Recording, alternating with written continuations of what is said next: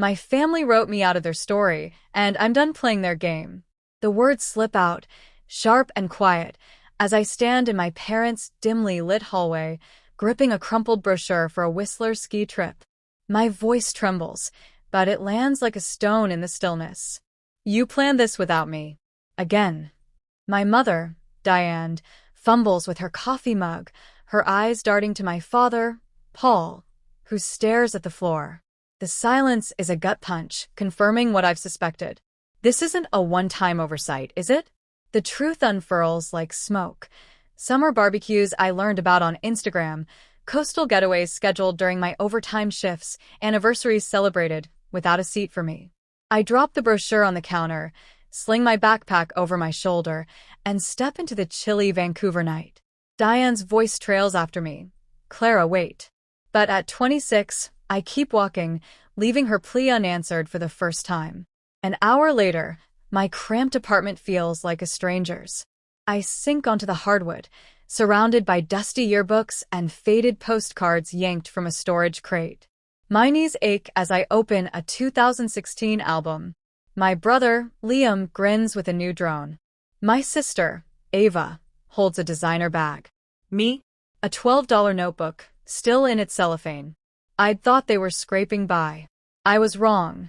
The pages reveal a pattern I'd ignored. Banff. Clara, you're on call that week. Tofino. You be bored, sweetie. Japan. The cat needs feeding. My phone pings, Diane. This is a mix-up. Let's talk. Mix-up? As if being left off a ski trip could be misread. I pull up my banking app. Highlighted transfers sting. $500 for Paul's eye surgery, May. $1,100 for Diane's roof repair, August.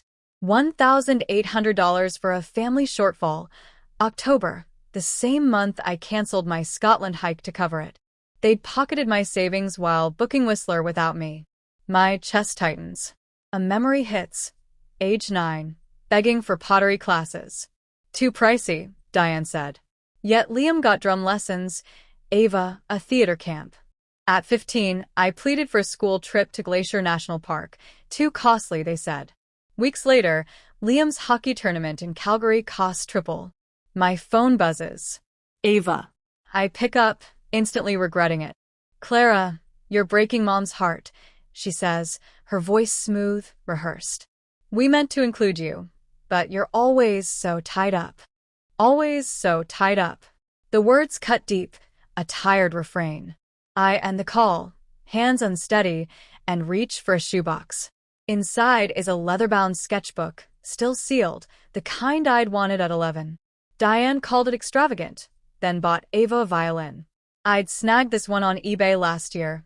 $45, a quiet bow to myself. The doorbell hums. It's my friend Zoe, with sushi and a bottle of sake. You look like a ghost, she says, setting the bags down. I spill it all. The ski trip, the money, the decades of being sidelined. Zoe's hug anchors me. You've been their safety net forever, Clara. When did they ever show up for you? Her words crack open a truth I've avoided. Days later, my colleague Sam hands me a latte. My folks played favorites too, he says. It makes you question your worth.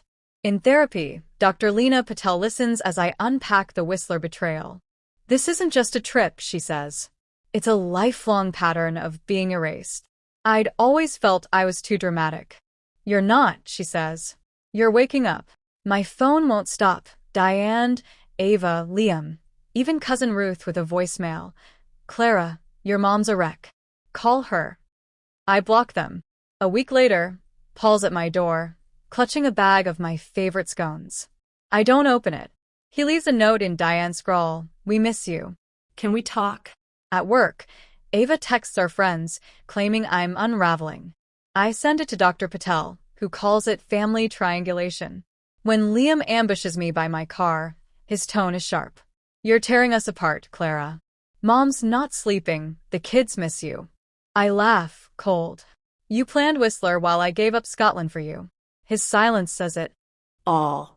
I was never really family, was I? I say, sliding past him.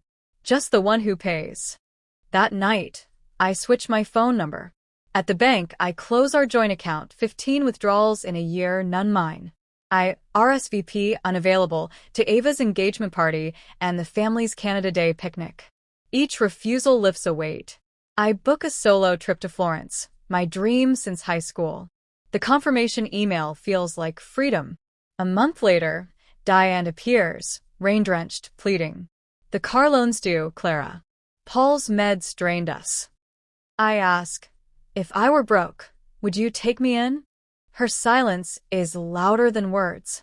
I shut the door, steady. In a cafe showdown, I spread out a ledger. $31,294 given to them over 7 years. A chart of excluded trips, Banff, Tofino, Japan.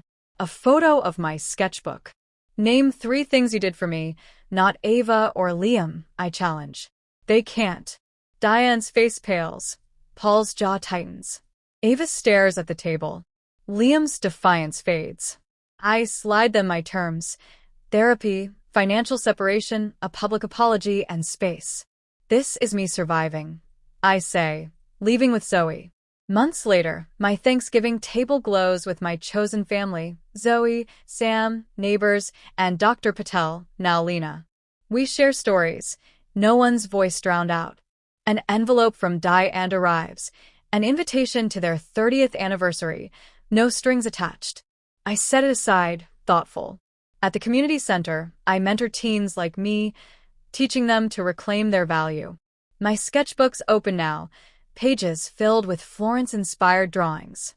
As I plan my trip, I know I've chosen myself, and that's everything.